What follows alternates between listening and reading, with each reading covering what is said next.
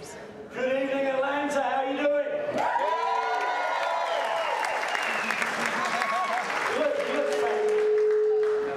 You look fantastic. I was looking at everyone tonight. You look great. You look resplendent in your finery. You clean up well. You've all obviously borrowed some lovely clothes. I didn't borrow this. I bought this. This is new from Nordstrom. But luckily, because it's from Nordstrom, I'm taking it back next week. Try not to sweat into it tonight. You look great. It's nice. Hope you're enjoying the hotel. I'm liking it. I'm starting to feel comfortable here in this hotel. I like the way you can start to recognize the food after a few days. Hello, mystery red meat. Didn't I see you for dinner last night? Sorry, scrambled egg, I didn't recognize you in that burrito. If I have one kind of freaky complaint about the hotel, it's that I went back tonight after we finished up. I was taking a shower. Sitting there taking a shower, and I finished up, pulled the shower curtain back. There's a 6-foot white rabbit standing there.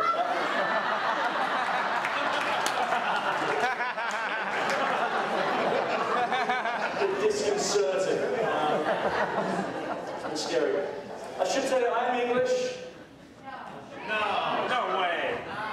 Just in case you have trouble with the accent, what I can say is this is how the English language should sound. You can't complain about that. Obviously, you can't complain about that. All you had to do was not diss George III quite as badly, and he could have been speaking like this as well. Just didn't have to throw our tea in the harbour. Bought it all on yourself. You can't really complain. Of course, the benefit of being English was I was on the English team last night.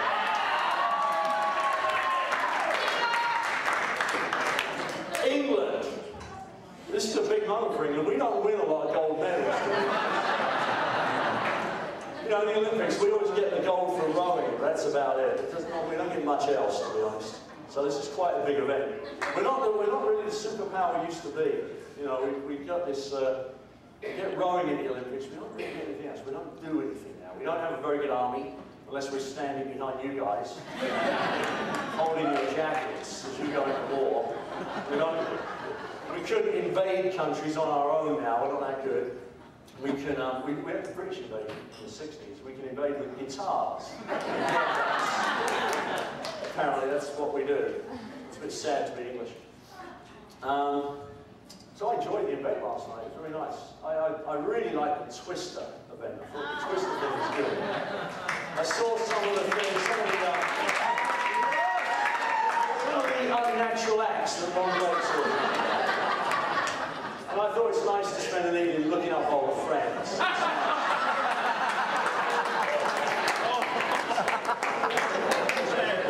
Apparently, while I was up there last year, somebody fell off their chair. I like to think it's because they were laughing, and not because they were drunk off their arse on a minibar. But I don't. Hopefully they weren't drunk on the 2 drink tickets we had last year. A lot of places go with a 2 drink minimum, we went with a 2 drink maximum. Thanks, Bob. Not this year. Not this year. Thanks, Ron. Thank you, Ron, for treating us like adults.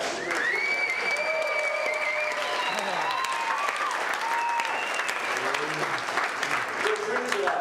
Of course, this crowd will drink to a lot of things. I think we will. I think quota points, we'll drink to that. Risk-based pricing, drink to that. Buy line. You can't drink to everything, can you?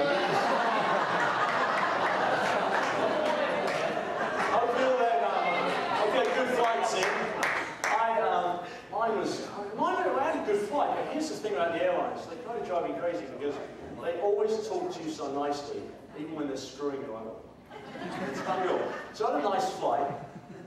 Didn't have great seats. Where's Alex Stewart? Is Alex around? Oh, Alex Lever. Didn't have great seats, Alex. I was in the middle seat of the last row, and the seat didn't recline. I was right by the restroom. So I think I sat in the assistant coach. That's where I was. It's sad. But the flight was uneventful, and we get to Atlanta, and they make a circle for about 30 minutes. We're in a holding pattern for 30 minutes. We're going around, finding the man. We're all relieved. They drive us over to the gate, and then they say, look, we've got to be towed in. So the little towing thing that brings us in is broken. So now we've got to wait another half an hour. So now the tension in the cabin is palpable. Everyone's kind of losing it. And I just thought, I was going to complain, so I thought, there's got to be another towing thing to bring us in. You know? I mean, I could see the gate. I was like, just open the door, I'll take a slide. Out of here. So I'm going to complain, but I don't want to complain on my own, because you look like a bit of an arse, right? I don't want to do that. So I kind of look around at passengers and I'm like, what's going on? What's the problem? I don't know. And I said, I'll say something. I'll say something. I'm just about to say something, and the captain comes on. He's so nice. So nice. He comes on and goes, look, it's the captain speaking. Got to apologise for holding up some more. Thanks for your patience. The technicians are running over here now as we speak. They're going to get you underway and on your way as quick as we can. We know you have a choice when you travel, unless you're with the Rewards Network, which gets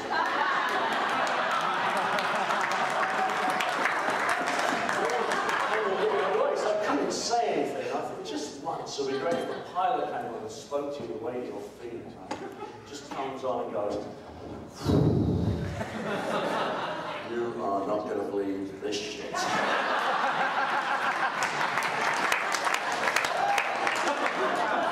Apparently the bozo that drives the towing thing managed to crash. I get this thing from LA at 500 miles an hour, right without a scratch, and he can't make it 100 miles.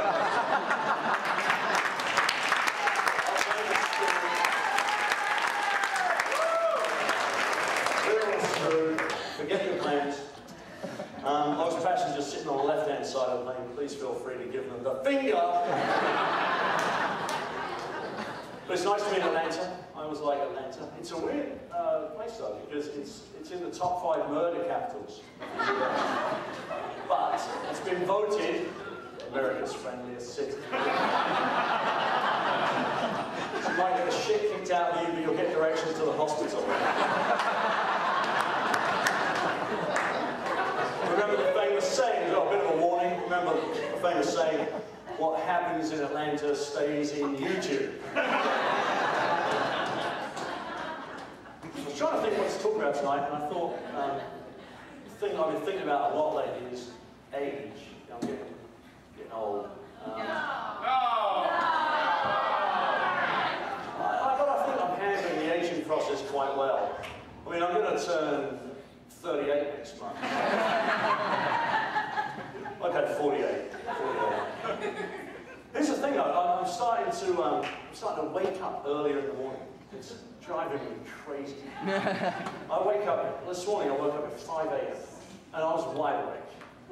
And I was like, I just tried to go back to sleep. My body was like, what are you doing? Come on, we're in the wide awake club. I was like, I don't want to be in the wide awake club, I want to go back to sleep. But I was wide awake, so I thought, I'll get dressed. I'll go down to the gym, a bit of a workout, quite nice. So I just went down to the gym, and they had a yoga mat down there for stretching. And I lay down to stretch, and woke up 2 hours later.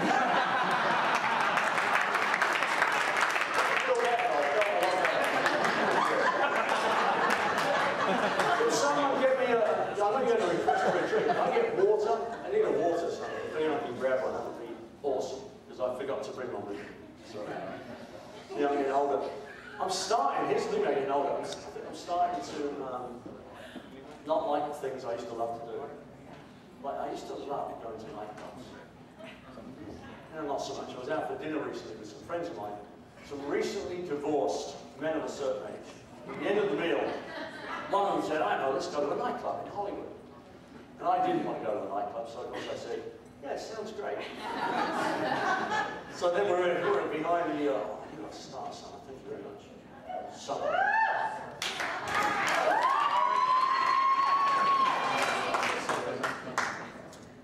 Were her parents hippies or what? Really?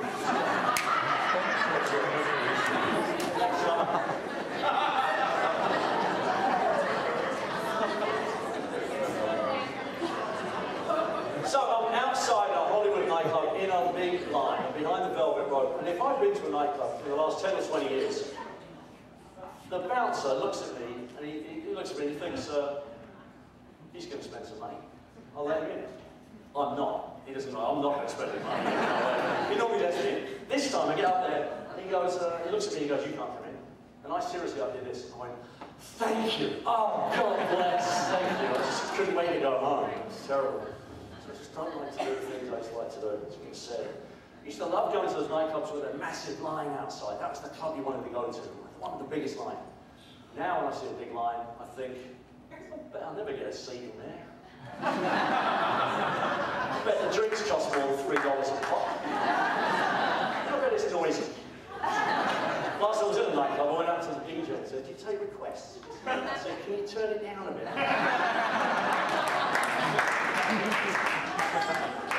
But nightclubs have been good to me, they really have. I met my wife at a nightclub. It's a bit awkward actually, I thought she was home looking after the kids. That's good. That's a joke. We have a fantastic relationship. We're very lucky. I mean, every relationship has its challenges. Every relationship has its challenges, I think. And one of our challenges is that I used to make slightly more money than I make now. But luckily, my wife's a trooper. She's made cutbacks, mainly on the amount of sex that she'll have with me. Yeah, we're still living, and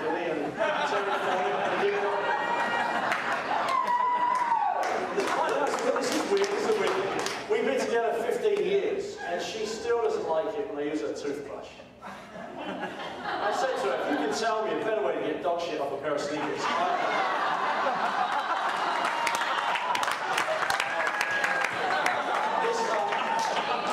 This is a good relationship.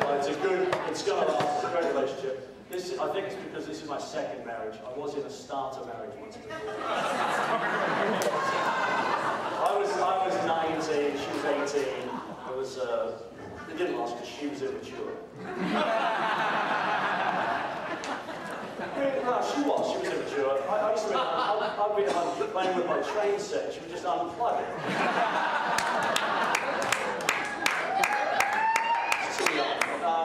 That marriage lasted about 4 years. We started when we were 23. It's weird how we split up. We were both home, and she said, hey Stu, I'm going to go out and get some milk. Went down the store, get some milk. She never came back. So all my friends rushed over, they all rallied around, come over to see if I was okay. I said, Stu, are you all right? Married you, are you okay? I said, yeah, I'll be okay. I said, I'll pop out and get some milk. Because I really was, I was like 23 and single, and I could do the math. I was pretty happy, to be honest. It was time. It's funny, people would come over to me and say, you know, the first 6 months that we'd split up, they said, it's like a bereavement. It's one of those stock phrases they've got, like a bereavement. Or time's a healer. Or there's plenty more fish in the sea. Or my favourite, I never liked her anyway. Thanks, Mum.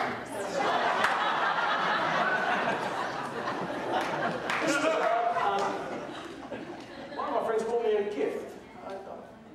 Odd, so, you know, someone splits up and bought me a gift. They got me a teapot, which on the face of it sounds like a nice gift.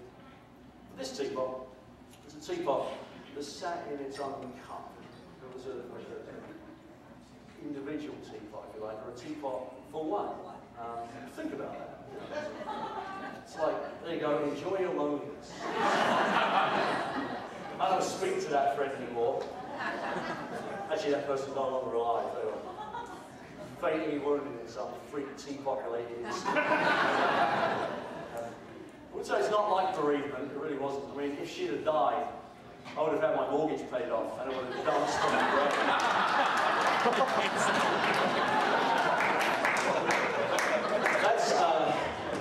That's actually how I dance. So,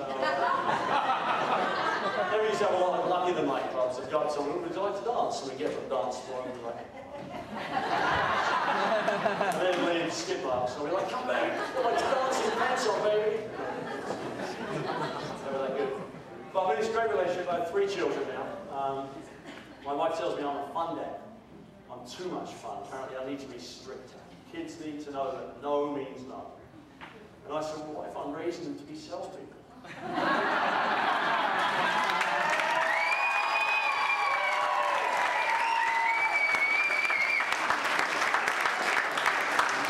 They're never going to make any money with an attitude like that. And my 10-year-old was all impressed because my wife had said no to something. And I was like, get back in there, mister. Get in there. I said, just think about this. If I'd got discouraged the first time your mother said no, you wouldn't even be here.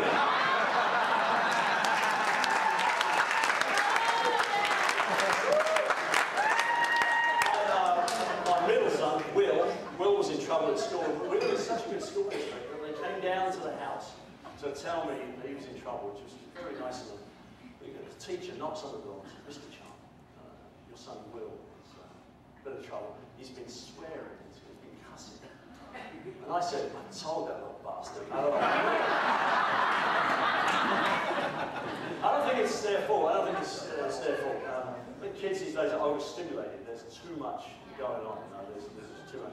I mean, we think what we've done to ourselves. We've got vitamins in our water, we've got chocolate and caramel in our coffee, and cherry in our cola, and cheese in our crust. We've got BlackBerries in our ears, and cameras in our phones, and iPods in our pockets, and GPS and DVD and DVR, DSD and PSP, PS5. No wonder I've got ADD, really.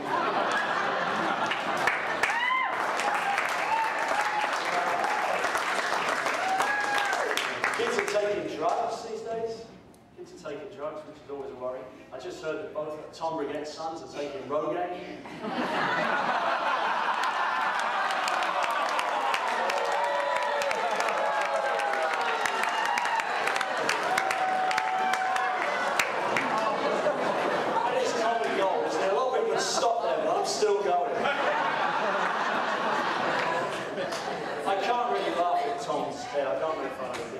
Last time we were in training, he said to me, hey Stu, I see you're doing the comb forward now.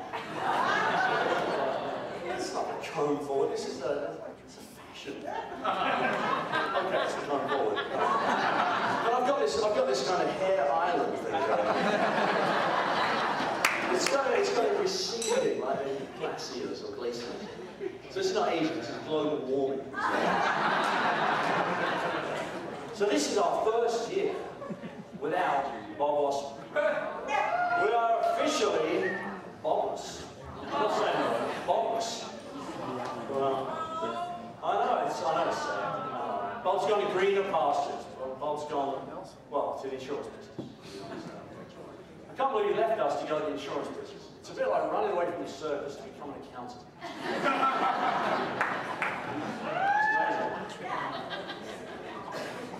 Bob was, I learned a lot from Bob. I learned how to conserve company money. I had to spend absolutely none of it, actually. There's no truth in the rumour that Bob could peel an orange in his pocket with a pair of boxing gloves. I don't even know what that means, but he couldn't do it. Here's the thing about Bob, though. Bob looked like a big spender. Bob looked like he would take you to great restaurants and then tell you couldn't have it.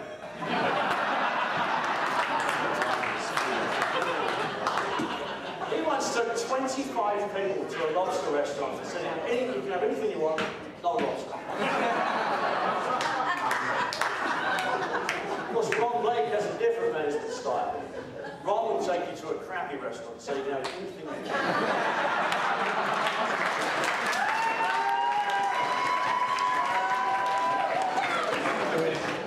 Choose anything from these smorgasbord of restaurant delights over here. Would you like another corn dog, Stuart? Good. Ron's a successful guy, but he hasn't had success going to his clothes.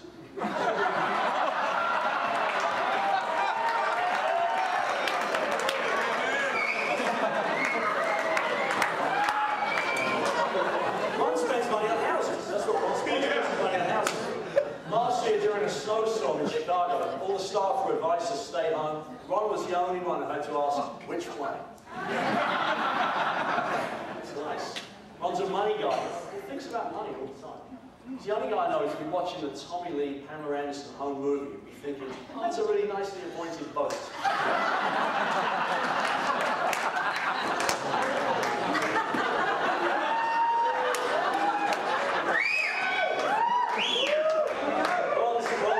Ron's an art collector. He's got a lot of modern classics. I prefer art that makes you think. I don't really get the modern stuff, so I like art that makes you think. Like, would a Labrador really try to bluff a spaniel with a carrot?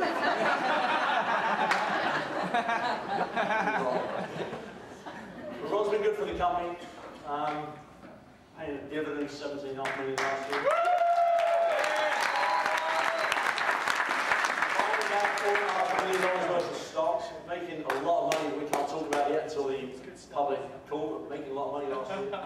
And if you throw in the money we made on eScript, we'd never short change. It's fantastic. So, seems that last year was the opportunity. It was the year that opportunity came knocking on Tom Brigitte's door and asked for directions to Russell's house.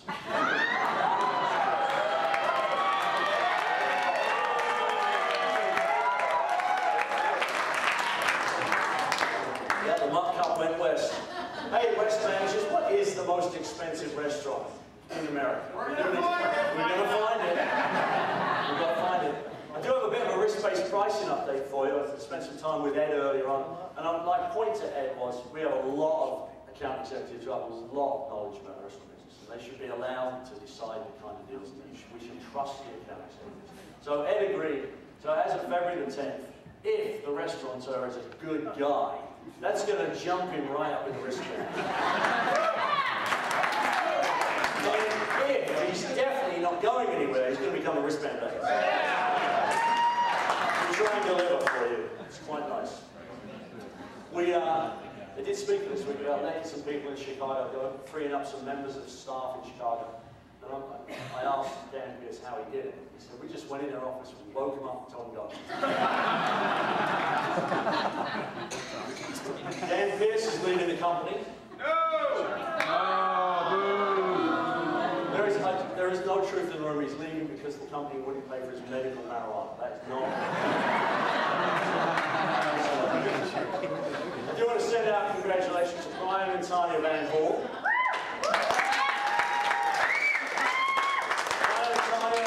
Met on the job. They're both account executives in Detroit. They met here, they fell in love, they got married, and last year, 6 months ago, they gave birth to a bouncing 8-pound baby account manager, which is great.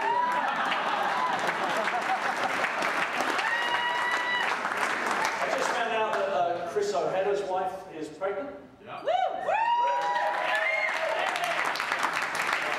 Don't worry, Chris, we're going to find out who did it.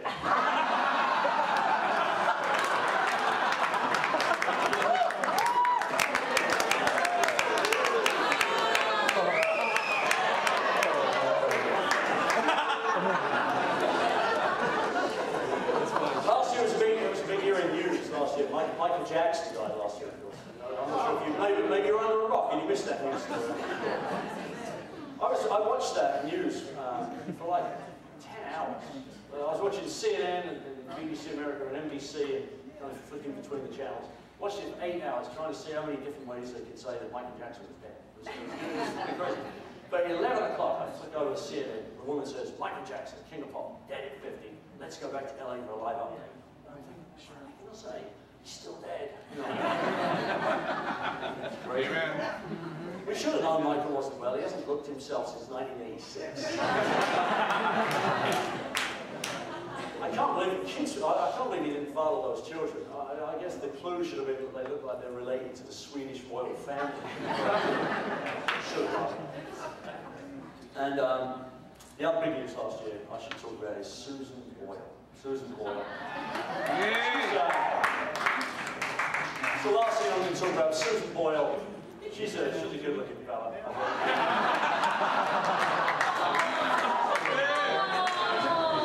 She looks a little bit like Jeff Bridges playing Mrs. Doubtfire, doesn't she? The first time I heard of her, my sister rang me and said, Stuart, you've got to see this woman. Britain's Got Talent. Her name's Susan Boyle. Maybe a Freudian slip on her, but I turned it on. I find it on YouTube. I'm watching it. My wife and I are watching it. And as I look at her, Susan Boyle is 47, and I'm 47. I did some work in Glasgow in the early 80s. And I used to drink in those days, don't get ahead of me. As I'm looking at Susan Boyle, I'm thinking, is that the woman I had a one-night stand with?